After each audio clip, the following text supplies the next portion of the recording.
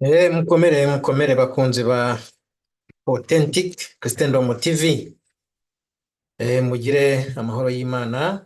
Ni Dr. Semforie ubasuhuza, ndi hano i Texas. Nari maze iminsi ndi kubaka amahema nka kumwe nyine Pawulo yabagaho mu murimo w'Imana, ariko atunzwe no kubaka amahema kugira ngo akore umurimo w'Imana, ariko ashobora no kubaho abeshejweho no kubaka amahema. Natwe rero inaha niko tubayeho, tuba turi mu makarito no kubaka amahema. Ubwo rero mbonye umwanya ndagarutse kugira ngo tuganire uyu munsi ku itariki ya 13 z'ukwa karindwi 2024. Ntabwo rero ndi butinde cyane, ndagira ngo mvuge ku bijyanye n'inkubiri iriho mu matora mu Rwanda. Iyo tubivuzeho hari abadushinja kwijanika muri politiki, ariko nkeka ko ni ukudasobanukirwa icyo umwambasaderi w'Imana ashinzwe mu isi. Hamaze rero iminsi nkubiri ibinyamakuru byinshi bivuga ku ijambo riherutse gutambutswa n'umukandida wa FPR yibasira Victoire Ingabire.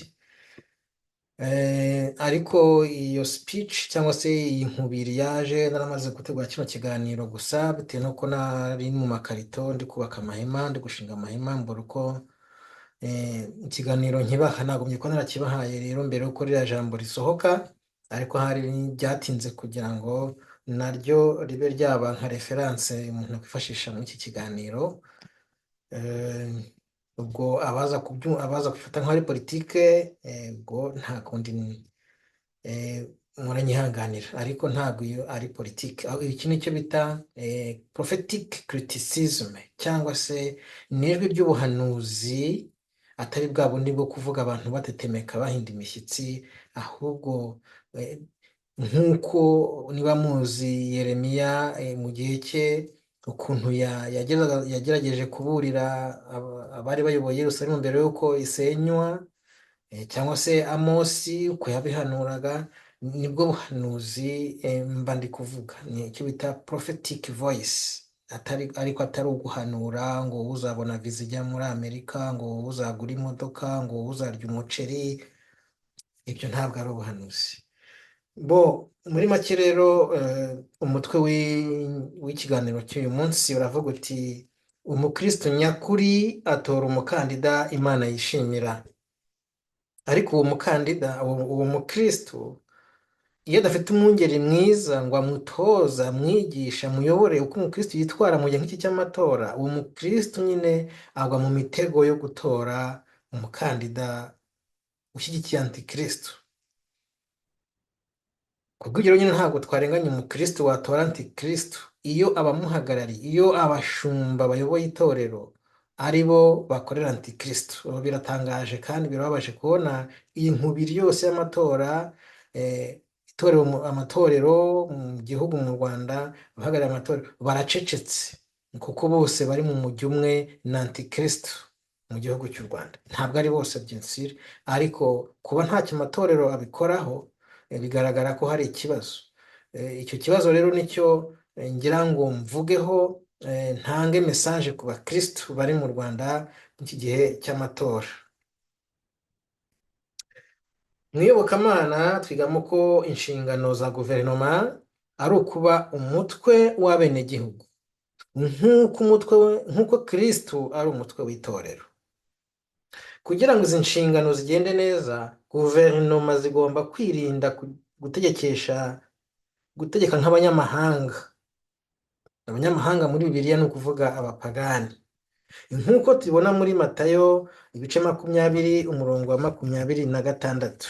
Reka turebe muri Matayo ibice 20 umurongo wa 26. Haranditse ngo ariko muri mwe ntibikagende bityo, ahubwo ushaka kuba umukuru muri mwe agomba kujya abakorera.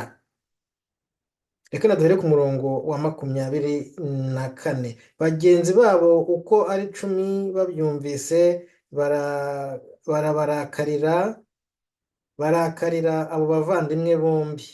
Yezu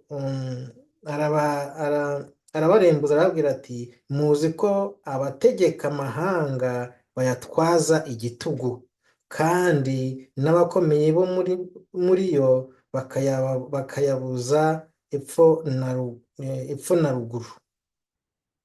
donc aha niho nshaka kuvuga ko nyine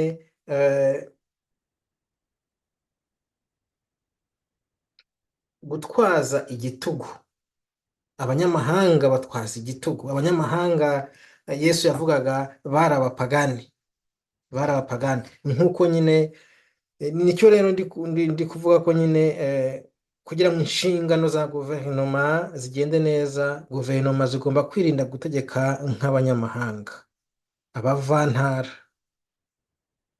ariko aha ntabwo bishaka kuvuga abavantara, bishaka kuvuga abapagani mu buryo biblike, ni abapagani. urugero rwiza rw'umuyobozi mwiza tubibona cya gihe Yesu yoza intumwa ibirenge, nk'uko biri muri Yohana ibice 13 umurongo wa 13. nirwo rugero rw'umuyobozi mwiza. Yesu yogeje ibirenge intumwa ze, ndetse yoza na Yuda wari uri hafi kumugambanira, kandi Yesu yarabizi. ariko kuko yari umwungeri mwiza, kuko yari umuyobozi mwiza, bose aboza ibirenge. uwo ni wo muyobozi abakristu bagomba kubaha. iyo rero izi nshingano zitubahirizwa, abakristu batari ibicupuri bahagarariye abandi, bakora inshingano zabo zo kwibutsa guverinoma ukuri kw'ijambo ry'Imana, kabone niyo babizira. umwungeri mwiza apfira intama ze. iki kiganiro kivuga ku mwungeri mwiza upfira intama ze naragikoze ubushize, ndumva benshi mwarakibonye. utakibonye yakongera akagikurikira. umwungeri mwiza apfira intama ze. umwungeri mwiza mw'iki gihe ni uwibutsa, n'utari igicupuri, ni uwibutsa guverinoma inshingano zayo, ko inshingano zayo ntabwo ari uburiganya, ntabwo ari ukurenganya. intego rero yo kwibutsa guverinoma inshingano zayo ntabwo ari uguhangana n'abategetsi, ahubwo intego ni ukubakebura, kuko iyo ubutegetsi busuzuguye iby'Imana ishaka, igihugu kivanwaho uburinzi bw'Imana, kikuzura amaganya n'imiborogo, kikuzura agahiri n'agahinda. niyo mpamvu nashinze uru rubuga, ubwami bwa Kristo butarimo itekinika ry'abanyepolitiki n'itekinika ry'amadini, ariryo mu cyongereza twita Authentic Christendom TV. abakristo basanzwe nabo bakenera kwibutswa ko uko bitwara mu bihe bisaba ubushishozi, cyane cyane mu matora.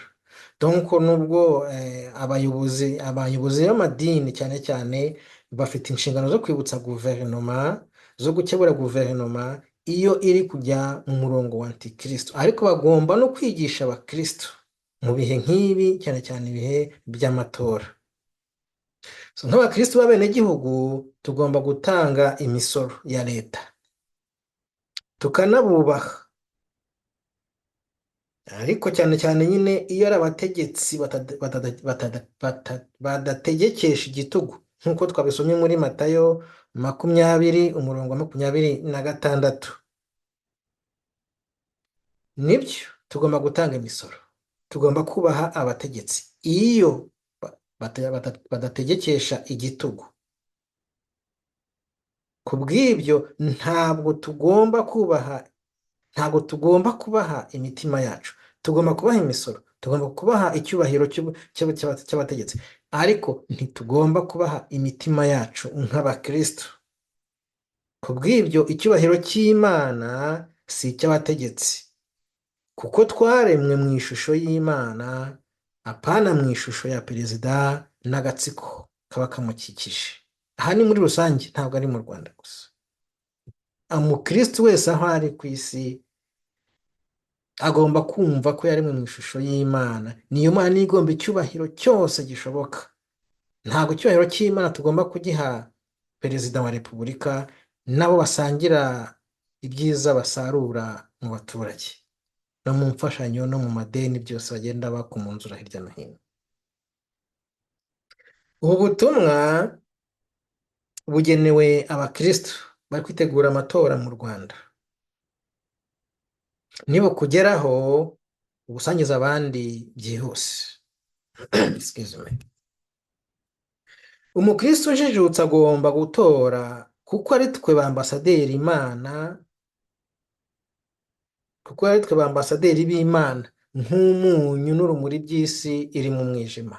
Niyo mpamvu tugomba gutora, tugatora ahagomba kuva urumuri rugacana mu mwijima. Imana ikiriza igihugu mu butegetsi buriho, kandi ubutegetsi butangwa n'abaturage. Iyo utoye umukandida w'umwijima uba uhaye ijwi antikristo, yamara kugera ku butegetsi agafunga insengero akanavanaho gusenga, abyita ko ari uguteza urusaku. Ubundi agahita yimika agahiri n'agahinda, kuko ari byo bitambo bya shitani, ibyo bitambo bishimisha shitani. Iyo mumaze rero kumutora, ageze ku ntebe, gusenga bivanaho, guterana akabikuraho, insengero zigafungwa, kuko nibyo bitambo byo gutamba, byo gutura shitani. Nakugira inama yo kutijandika mu matora. Niba ubona nta mukandida ufite ifumba cyangwa se urumuri rw'Imana, niba nta mukandida uri ku rutonde ubona ko afite urwo rumuri rw'Imana kumurika mu mwijima ubundikiye igihugu, ntubikora gutyo ugatora umukandida ubundikiye umwijima, Imana izakubaraho icyaha cyo kwimika antikristo binyuze mu mukandida watoye. Ndi kubwira abakristo, ntabwo ndi kubwira abapagani.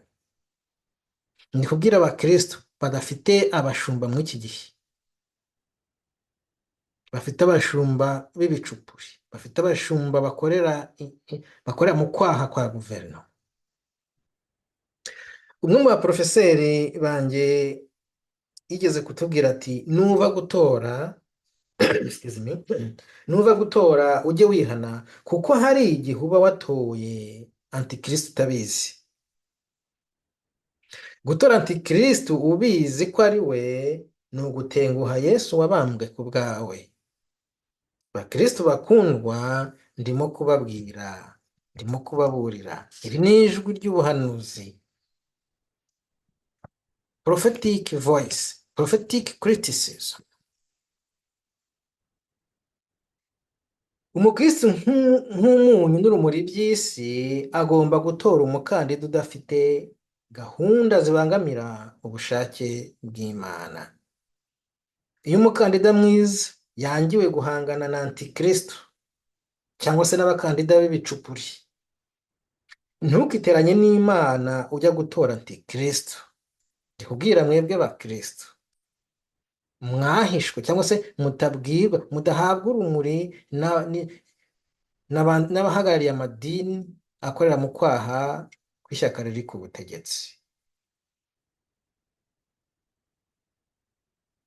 Ntabwo urumuri rwihishira mu mwijima. Iki ni igihe cyo kubona itorero mu Rwanda ritanga urumuri mu mwijima ubundikiye amatora yo mu Rwanda. Kuki itorero ricecetse? Kuki ariya magambo yo kwataka Victoire Ingabire ku mugaragaro itorero ricecetse? Inshingano y'itorero si ukurwana na perezida, ariko ni ukuvuga, ni ugutanga umucyo w'ijambo ry'Imana ku bibazo biri mu gihugu runaka. Kubera iki umukandida ufite imbaraga ahabwa n'ubutegetsi yakwibasira undi mukandida bigeze hariya? Kuki itorero ricecetse? Ntabwo itorero rihamagariwe kurwana, ariko rifite izo nshingano zo gukebura guverinoma. Kuki izo nshingano zidakorwa? Abakaridinari ahubwo aribo ko bahari, ahubwo ugasanga nibo bafata iya mbere mu kujya kwamamaza uwo mukandida wibasira abandi. Uyu ni umwijima ubundikiye amatora yo mu Rwanda. Dore ibimenyetso bigaragaza ko amatora yo mu Rwanda abundikiwe n'umwijima. Icya mbere, umukandida wambaye agapfukamunwa muri 2024 mu gihe hariho impaka ko yapfuye. Iki ni ikimenyetso cy'umwijima ubundikiye amatora yo mu Rwanda. Sindi mu bahamya ko yapfuye, ariko ndi mu babyumvise kandi nanjye ndi mu babikurikirana. None kuki yambaye agapfukamunwa kandi azi ko bavuga ko akambara kugira ngo ahishe ko atari we? Uyu mwijima ni uw'iki? Icya kabiri, kwangira abakandida bakunzwe n'abaturage ndetse n'Imana guhangana n'umukandida wihisha mu gapfukamunwa hakoreshejwe uburiganya bwa Antikristo. Dore hari ukuntu bahimbahimba amategeko kugira ngo bazinzike, babindikiranye abantu. Ni ukubera icyo abandi bakandida bakunzwe na rubanda, bakunzwe n'abaturage, bashimwa n'Imana, bangirwa kujya guhangana n'uwo mukandida wambaye agapfukamunwa. Uyu ni umwijima ubundikiye amatora yo mu Rwanda 2024. Icya gatatu, amadini, amatorero ayobowe n'abakada bakorera mu kwaha kw'ingoma y'igitugu.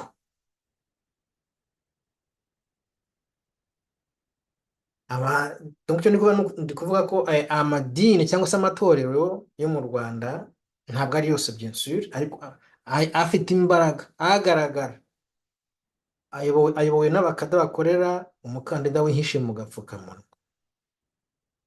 Ndabibutsa ko iyo amatorero akorera mu kwaha kw'ingoma y'igitugu, icyo gitugu ntikiba kikigamburuje, kuko Imana igamburuza abanyagitugu inyuze mu bambasaderi bayo, ari mwe bakristo. Ndi kubwira, ijwi ryanyu niryo nzira yo kwibohora. Iyo uhaye ijwi ryawe umunyagitugu ukurekera ku ngoyi, ugushyira ku ngoyi, uba wimitse Antikristo. Nawe kandi ukomeje kwizirika, kandi uko wizirika ni nako ubangamira umurimo w'Imana, kuko Antikristo ntituma umurimo w'Imana ukorwa neza. Aho Imana itari, igitugu ntikigamburuzwa. Niba mushyigikiye igitugu, Imana ntiri mu ruhande rwanyu, bakristo bene data muri mu Rwanda. Hakenewe abakristo b'intwararumuri bamurika muri uyu mwijima ubundikiye amatora yo mu Rwanda muri 2024.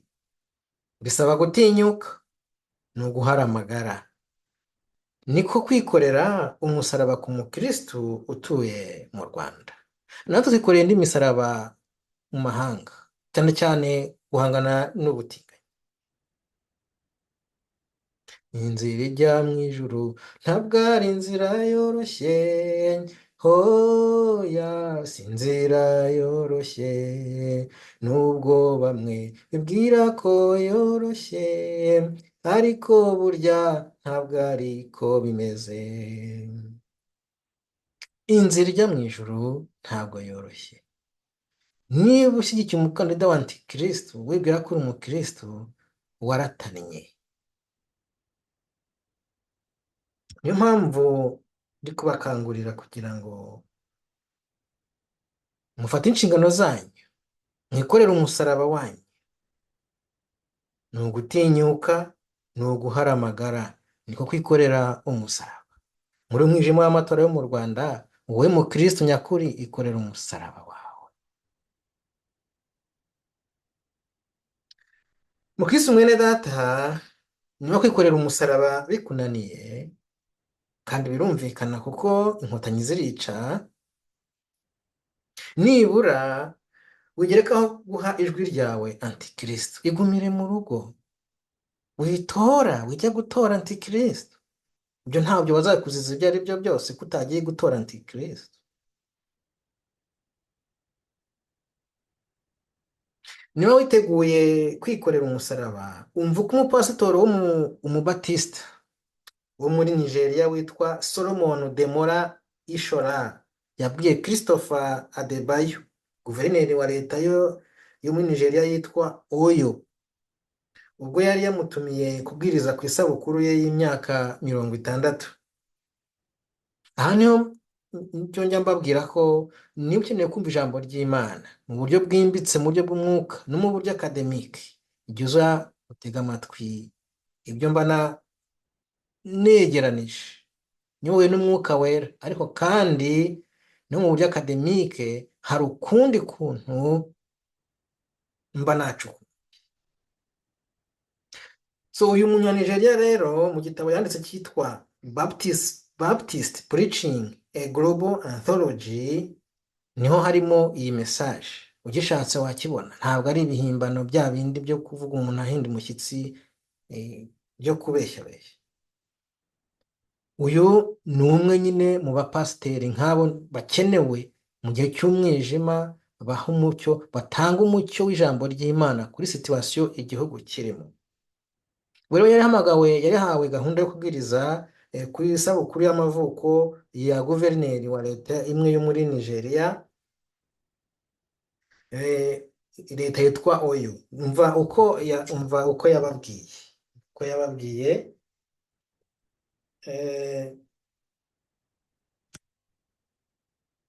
yababwiye yaravuze ati, kugira ngo umuyobozi w'abaturage yishimirwe n'Imana agomba kubyarwa bwa kabiri,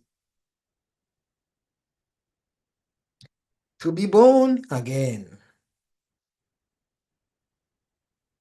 Kubera ubukene bwari bwugarije abaturage icyo gihe ndetse n'ubutabera bwari bwarahindutse ubutareba,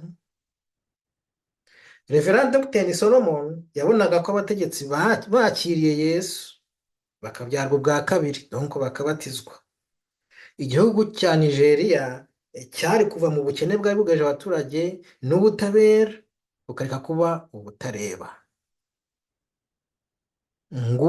Ngabo abayobozi b'amatorero bakenewe mu gihe cy'umwijima. Umukandida wa FPR ntasabwa kubatizwa, to be born again. Arasabwa guhinduka, akareka ubugome n'uburiganya. Kwangira abandi bakandida guhangana nawe, biriya ni uburiganya, nka bwa bundi bwa ya nzoka muri Edeni, buriya ni uburiganya. So arasabwa guhinduka, naho si ngombwa w'umukristo, ariko ahinduke, agire ubumuntu, areke uburiganya. Thomas Jefferson, Abraham Lincoln na Andrew Johnson ntabwo bari abakristo, ariko bayoboye Amerika neza. Mahatma Gandhi yabohoje Ubuhindi abuvana mu gikoloni cy'Abongereza, ntabwo yari umukristo. Umukandida wa FPR ntasabwe kuba umukristo, arasabwa kugira ubumuntu.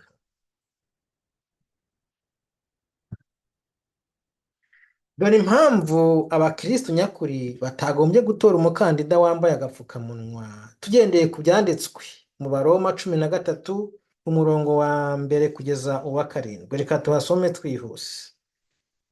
Abaroma 13, Abaroma 13 umurongo wa mbere kugeza uwa 7. Handitse ngo, umutwe w'amagambo uravuga ngo kumvira abategetsi. Buri muntu niyemere kugengwa n'abategetsi, kuko nta butegetsi buriho butaturutse ku Mana, n'abategetsi bariho niyo yabubahaye. Umurongo wa 2. Bityo rero ugomeye abategetsi abagomeye urwego rwashyizweho n'Imana. Abagira batyo bazagibwaho n'urubanza. Umurongo wa 3. Koko kandi abakora neza sibo batinya abatware, keretse abakora nabi.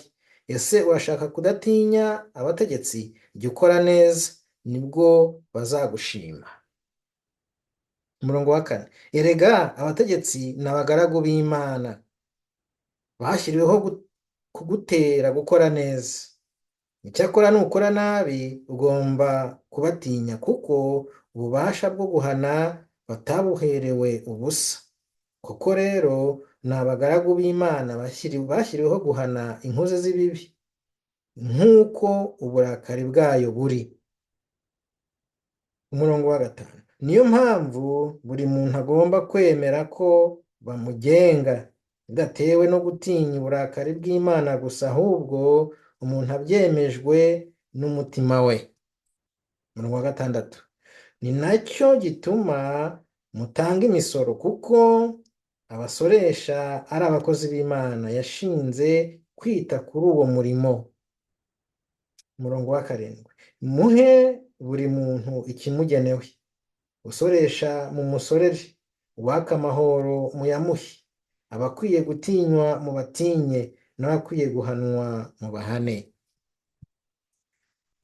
Iki gice rero, cyangwa se ubutumwa bwa Pawulo, abategetsi babufata babukoresha nabi, cyangwa se mesaje bayisobanura nabi.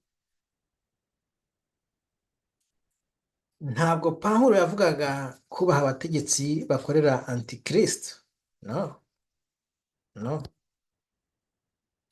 Pawulo yavugaga abakristo bahamagarira abandi gukora neza. Kubaha abategetsi bahamagarira abaturage gukora neza. Abategetsi bahana ikibi kugira ngo bimike icyiza. None se niko bimeze ku mukandida wa FPR? Dore impamvu umukandida wa FPR atari tugendeye ku ijambo ry'Imana, ntabwo ari qualified, ntabwo ari eligible. Siwe mukandida mwiza ukenewe mu Rwanda uyu munsi. Dore impamvu ya mbere, ntabwo uyu mukandida wa FPR ntabwo ari umukozi w'Imana, si umugaragu w'Imana nk'uko twabisomye ku murongo wa 4. Kuko umukandida mwiza, umuyobozi mwiza agomba kuba ari umugaragu w'Imana, nka kwa kundi Yesu nawe yohereje intumwa ze ibirenge. Harimo na Yuda agombaga no kumugambanira, ariko wararenga amwoza ibirenge. So umukandida wa FPR si umukandida mwiza, kuko si umukozi w'Imana, si umugaragu w'Imana. Ikimenyetso ni uko yica abahanuzi.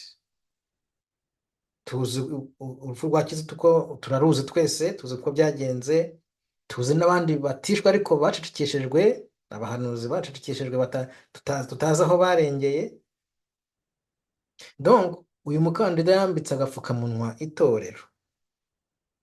Ni umupagani utihana, ntatinya Imana. U Rwanda rukeneye abayobozi nka Yozefu muri Egiputa, cyangwa Danieli i Babuloni.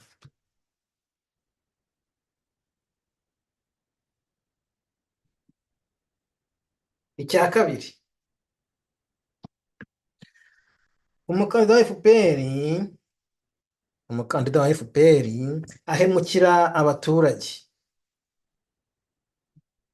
Mwese mu dosiye yo gusenyerwa kw'abaturage bo muri Kango, biriya bigaragaza ko nyine ni umuhemu, ahemukira abaturage. Reba ubukene n'inzara bikabije mu cyaro, reba gushimuta, reba kugoreka imanza, reba kuburabuza impunzi, reba kwica abaturage byahindutse hobi, umukino. Icya gatatu, akoresha inkota y'ubutegetsi nabi.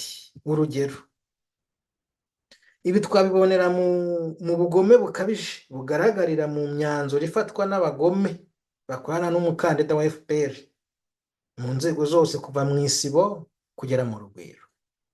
Urugero, gufunga umuntu imyaka 3 ku gifungo cy'iminsi 30. Biriya ni gukoresha inkota y'ubutware nabi.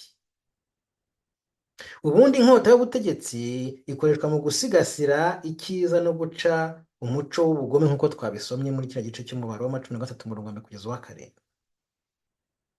Ku ngoma y'umukandida wa FPR ubugome bwahawe intebe, abuse of power. Ibi rero ni ikimenyetso cy'uko akoresha inkota y'ubutegetsi nabi. Icya 4, ntagira ubumuntu.